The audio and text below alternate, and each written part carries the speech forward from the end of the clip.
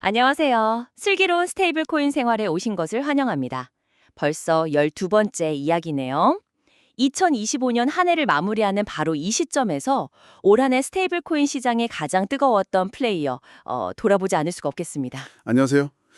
네, 작년 이맘때만 해도 저희가 이더리움의 레이어 2 솔루션들이나 다른 새로운 체인들 이런 가능성에 대해 이야기했었죠. 맞아요. 그런데 2025년은 예상과는 조금 다른 방향으로 아주 강력한 주인공 하나가 딱 등장한 해였습니다. 맞습니다. 저희가 지난 11화까지는 스테이블 코인을 발행하고 결제하고 거래하는 그런 주체들, 그러니까 사람들의 이야기에 집중했었잖아요. 네, 발행사, 결제사, 거래소 같은 곳들이요. 그런데 오늘은 그들이 선택한 도로에 대한 이야기를 해보려고 합니다. 수십, 수백억 달러의 돈이 실제로 오고 가는 그 길, 바로 스테이블 코인 정산 레일로서의 솔라나에 대한 이야기입니다. 네, 2025년의 성과를 총정리하고 이걸 바탕으로 2026년의 미래를 전망해보는 아주 중요한 시간이 될 것 같습니다. 그럼 오늘 저희가 파헤쳐볼 핵심 질문은 뭘까요? 바로 이겁니다. 2025년 솔라나는 어떻게 그저 빠른 체인이라는 이미지를 벗고 기관들의 정산 레일로 선택받을 수 있었는가? 그리고요? 그리고 2026년에 이 흐름은 과연 일시적인 시험 단계를 넘어 거스를 수 없는 업계 표준으로 자리 잡을 수 있을 것인가? 이 질문이죠. 굉장히 중요한 질문이네요. 사실 솔라나가 빠르다는 건 몇 년 전부터 모두가 알던 사실인데 2025년의 도약은 그 차원을 넘어선 느낌이거든요. 맞습니다. 청취자분들이 큰 그림을 그리실 수 있도록 오늘의 결론부터 먼저 딱 제시해 주시죠. 좋습니다. 한 문장으로 압축하자면 이렇습니다. 2025년 솔라나는요, 스테이블 코인 공급량의 폭발적 증가, 그리고 금융거인 비자를 통한 실제 상업 정산 도입, 네네. 마지막으로 멀티 클라이언트를 통한 인프라 신뢰도 혁신, 이 세 개의 톱니바퀴가 완벽하게 맞물려 돌아가기 시작한 겁니다. 세 가지가 동시에 네, 이걸 통해서 빠르다는 기술적 강점을 넘어 기관이 믿고 써도 된다는 시장의 신뢰, 이 새로운 프레임을 획득한 거죠. 기관이 믿고 써도 된다는 프레임, 바로 이 부분이 핵심이군요. 기술 성능을 시연하는 거랑 실제 금융 시스템에 편입되는 건 완전히 다른 이야기니까요. 그렇죠. 그럼 그 거대한 변화가 어떻게 가능했는지 2025년 솔라나를 정의하는 세 가지 키워드를 중심으로 본격적으로 이야기를 풀어가 보겠습니다. 네, 2025년 솔라나의 변신을 이해하기 위한 세 가지 키워드는 방금 말씀드린 대로 스테이블 코인 레일, 기관 정산, 그리고 네트워크 신뢰도 업그레이드입니다. 근데 이게 각각 독립적인 사건이 아니고요. 서로 연결되어 있군요. 네, 서로가 서로의 원인이자 결과가 되면서 아주 강력한 시너지를 만들어냈다고 보시면 돼요. 그럼 첫 번째 키워드, 스테이블 코인 레일부터 시작해보죠. 레일이라는 비유가 직관적이긴 한데 이게 구체적으로 어떤 데이터를 통해 증명될 수 있는 건가요? 가장 명확한 증거는 온체인 데이터, 바로 숫자에 있습니다. 듄 애널리틱스 대시보드를 보면요, 2025년 말 기준으로 솔라나 네트워크 위에서 유통되는 스테이블 코인의 총 공급량이 역대 최고치를 경신했습니다. 저도 그 차트를 봤는데 정말 무서운 성장세도군요. 근데 단순히 최고치를 넘었다는 수준이 아니라 연초 대비 거의 몇 배가 증가하는 폭발적인 성장. 맞아요. 폭발적이었죠. 근데 이게 단순히 돈의 양이 늘었다는 것 이상의 의미가 있습니다. 어떤 의미죠? 기차가 다니려면 철로부터 깔아야 하잖아요. 스테이블 코인이라는 돈이 대규모로 오가려면 그 돈이 안전하고 빠르게 달릴 수 있는 레일이 필요한 거거든요. 솔라나 위에 스테이블 코인 공급량이 급증했다는 건 시장의 주요 플레이어들이 이제 이 레일은 믿고 달려도 되겠다라고 판단했다는 가장 강력한 신호인 겁니다. 길이 넓고 튼튼하게 깔리니까 자연스럽게 그 위를 달리는 차들이 많아졌다 이런 거군요. 바로 그겁니다. 결국 시장의 신뢰가 돈의 이동으로 증명된 셈이죠. 그렇군요. 그리고 그 늘어난 유동성이 두 번째 키워드 기관 정산으로 자연스럽게 연결되는 것 같습니다. 이 분야에서는 2025년 말에 정말 기념비적인 사건이 있었죠. 맞습니다. 바로 신용카드 업계의 절대 강자 비자의 공식 발표입니다. 2025년 12월 16일이었죠.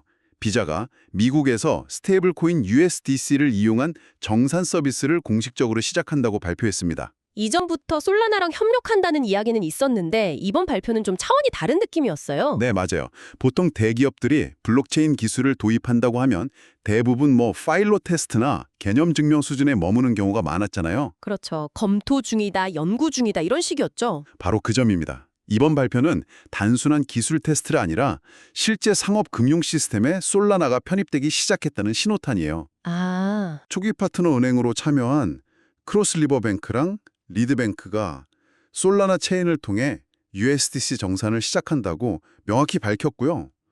더 중요한 건 2026년에는 미국 전역으로 이 서비스를 확장하겠다는 구체적인 로드맵까지 제시했다는 점입니다. 이건 한번 해볼까가 아니라 이걸로 하겠다는 선언에 가깝군요. 정확합니다. 근데 비자 같은 거대 기업이 그런 결정을 내리기까지는 기술적인 확신이 필수적이었을 텐데요.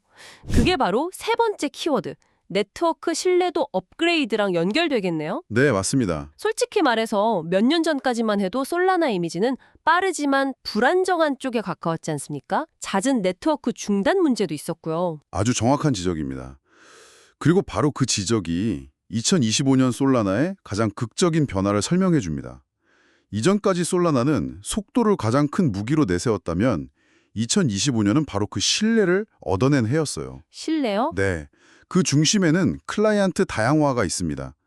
솔라나의 오랜 아킬레스건이 단일 클라이언트, 그러니까 한 종류의 소프트웨어로만 전체 네트워크가 운영된다는 점이었거든요. 아, 비유하자면 전 세계 모든 항공사의 비행기가 똑같은 제조사의 똑같은 엔진 모델 하나에만 의존하는 상황 같은 거네요? 완벽한 비유입니다. 만약 그 엔진에 치명적인 결함이 발견되면 모든 비행기가 그냥 다 멈춰야 하니까?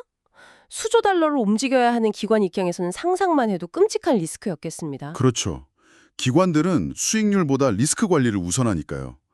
그런데 2025년 솔라나에 연례 컨퍼런스인 브레이크 포인트에서 역사적인 발표가 나옵니다. 어떤 발표였죠? 바로 바이어댄스라는 새로운 클라이언트가 개발 단계를 마치고 메인넷에 성공적으로 통합되었다는 소식이었죠.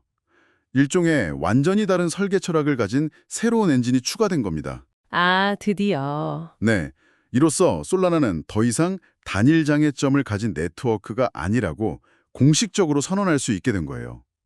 기관들이 가장 우려하던 핵심 리스크가 마침내 해소된 대단히 상징적인 사건이었죠. 정말 그렇군요. 와, 스테이블 코인이라는 화물이 폭발적으로 늘어나고 비자라는 거대 운송 회사가 이 레일을 공식 노선으로 채택하고 레일 자체의 안정성도 획기적으로 개선된 셈이네요. 네, 딱 그렇게 정리할 수 있습니다. 이 모든 변화를 저희 청취자분들이 일상에서 체감할 수 있는 한 장면으로 그려주실 수 있을까요? 비자의 설명을 떠올리면 가장 쉽습니다. 카드 결제 경험은 그대로 정산 방식만 스테이블 코인으로. 아, 그러니까 제가 스타벅스에 가서 카드를 긁거나 뭐 스마트폰으로 결제하는 그 순간의 경험은 예전과 100% 똑같다는 말씀이시죠? 맞습니다. 소비자단에서는 아무런 변화를 느끼지 못합니다. 하지만 그 뒷단, 우리가 보지 못하는 금융기관들의 세상에서는 엄청난 혁신이 일어나는 겁니다. 뒷단이요? 네. 예를 들어서 진행자님께서 카드로 10,000원을 결제하면 진행자님의 카드 발급사 A은행이라고 하죠. A은행은 스타벅스의 가맹점은행인 B은행에게 10,000원을 보내줘야 하잖아요. 그렇죠. 그 정산 과정의 기준에는 꽤나 복잡하고 느렸던 걸로 압니다. 특히 국가 간 거래는 더하고요. 하루 이틀이 걸리는 T+2 정산 방식이었고 주말이나 공휴일에는 아예 시스템이 멈췄습니다. 아, 맞아요. 하지만 이제 A은행은 B은행에게 솔라나 네트워크 위에서 USDC를 통해 몇 초 만에 1년 365일, 24시간 언제든 10,000원을 보낼 수 있게 된 겁니다. 와, 소비자는 변화를 못 느끼지만 금융기관들은 엄청난 비용과 시간 절감 효과를 누리게 되는 구조군요. 정확합니다. 2025년은 바로 이 혁신적인 모델이 세계 금융의 심장부인 미국에서 처음 상용화될 때 그 첫 번째 파트너로 솔라나가 선택되었다는 점에서 역사적인 의미를 갖는 거고요. 네, 바로 그 상징성이 2025년의 솔라나를 정의합니다. 비자 사례만으로도 정말 강력한데요. 제가 자료를 보다 보니까 솔라나가 단순히 스테이블 코인이 올라타기 좋은 판만 제공하는 게 아니라 뭔가 더 적극적인 역할을 하려는 움직임이 보이더라고요. 오, 어떤 거죠? 페이팔의 PYUSD 사례가 대표적인 것 같습니다. 아주 중요한 지적입니다. 그 부분이 솔라나를 다른 블록체인과 근본적으로 차별화하는 어쩌면 더 무서운 잠재력을 보여주는 포인트입니다. 더 무섭다고요? 네. 솔라나는 단순히 빠른 속도와 저렴한 수수료를 넘어서 상거래와 금융에 필요한 여러 복잡한 기능들을 아예 체인 자체에 내장하려는 전략을 쓰고 있거든요. 온라인 결제의 대명사인 페이팔이 그 전략의 핵심 파트너라는 게 흥미롭네요. 그렇죠. 페이팔 개발자 블로그랑 발행사인 팍소스의 공식 발표를 종합하면 2024년 7월 이후 솔라나에서만 3억 달러 이상의 PYUSD가 발행됐습니다. 이더니움을 제외하면 사실상 솔라나가 PYUSD의 핵심 무대가 된 셈이죠. 네, 여기서 주목해야 할 기술이 바로 토큰 익스텐션입니다. 토큰 익스텐션. 단어만 들어서는 감이 잘 안 오는데요. 토큰의 뭔가를 확장한다는 뜻일까요? 맞습니다.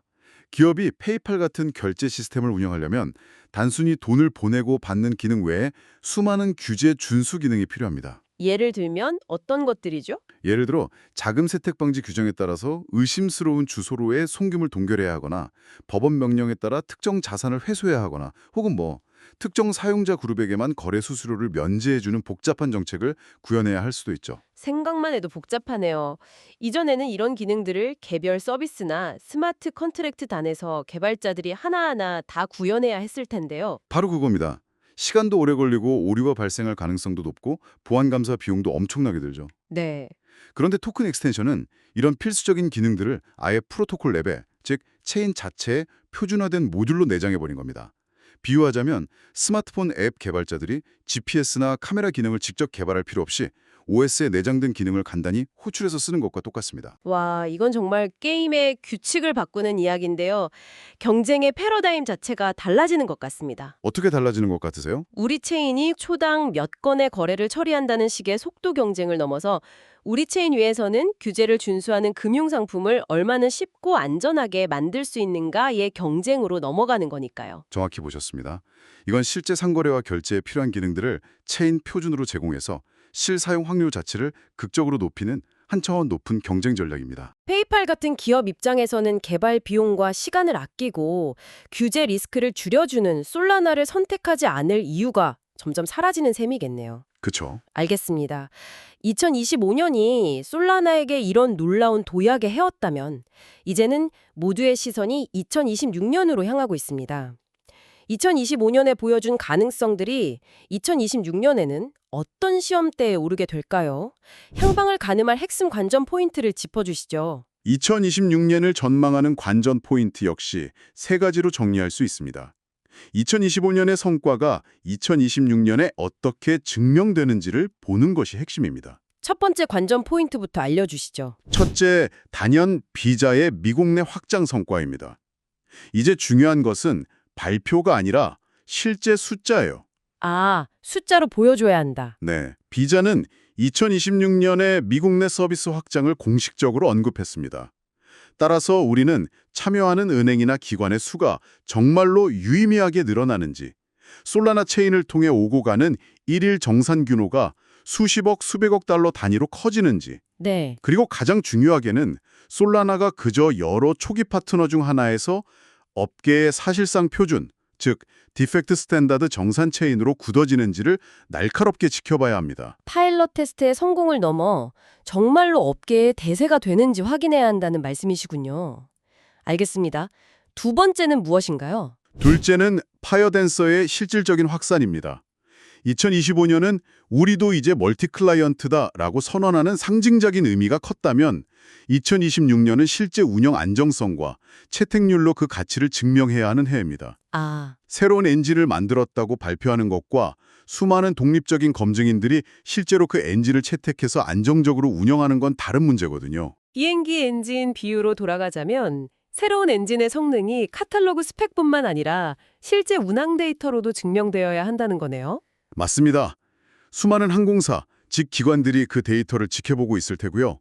파이어댄서를 사용하는 검증인의 비중이 얼마나 늘고 이를 통해 네트워크의 전반적인 성능과 안정성이 얼마나 향상되는지 이게 기관들의 추가적인 신뢰를 얻는 데 결정적인 역할을 할 겁니다. 그럼 마지막 세 번째 관전 포인트는 무엇인가요? 셋째는 규제 친화적 기능들의 솔라나 표준화 여부입니다. 앞서 말씀드린 PYSUSD와 토큰 익스텐션 사례가 일회성 성공에 그치지 않고 더 많은 금융기관과 핀테크 기업들이 솔라나의 표준 기능을 활용하는 생태계가 만들어지는지를 봐야 합니다. 아, 그게 표준이 될 수 있느냐? 네. 만약 이런 기능들이 솔라나의 표준으로 확고하게 자리 잡게 된다면 이건 다른 블록체인들이 쉽게 따라오기 힘든 강력한 해자, 즉 진입장벽을 구축하게 됩니다. 왜 그렇죠? 속도나 수수료는 기술 발전으로 따라잡을 수 있어도 이미 수많은 기업들이 의존하고 있는 표준화된 기능 생태계와 개발자 커뮤니티는 돈으로도 쉽게 복제하기 어렵기 때문입니다. 네, 오늘 정말 명쾌한 정리였습니다. 2025년에 솔라나가 어떻게 신뢰라는 자산을 쌓아 올렸는지, 그리고 그 신뢰가 2026년에 어떤 현실적인 시험을 통과해야 하는지 한눈에 드러내요. 마지막으로 오늘 이야기를 요약해 주시겠어요? 정리하겠습니다. 2025년 솔라나는 스테이블 코인 공급량 증가라는 시장의 선택, 그리고 비자 정산의 공식 론칭이라는 기관의 선택, 네, 마지막으로 파이어 댄서로 대표되는 기술적 신뢰도 업그레이드라는 이 세 가지 동력이 딱 맞물리면서 결제 및 정산 레일로서의 입지를 확실히 다졌습니다. 빠르기만 한 체인에서 기관이 믿고 쓸 수 있는 체인으로 성공적인 전환을 이뤄낸 한 해였죠. 그리고 2026년은 이 모든 것이 시험 단계를 넘어 정말로 확장, 즉 더 많은 기관, 더 많은 거래량, 그리고 업계의 표준으로 자리 잡을 수 있느냐가 승부처가 되겠군요. 맞습니다. 가능성을 현실로 증명해야 하는 해가 될 것 같습니다. 정확합니다. 2025년이 문을 열었다면 2026년은 그 문으로 얼마나 많은 사람들이 들어오게 만드냐의 싸움이 될 겁니다. 진짜 게임은 이제부터 시작이라고 할 수 있습니다. 오늘 이야기가 여러분의 슬기로운 스테이블 코인 생활에 깊이 있는 인사이트를 더해드렸기를 바랍니다. 내용이 유익했다면 구독, 좋아요, 그리고 알림 설정까지 부탁드립니다. 지금까지 들어주셔서 감사합니다.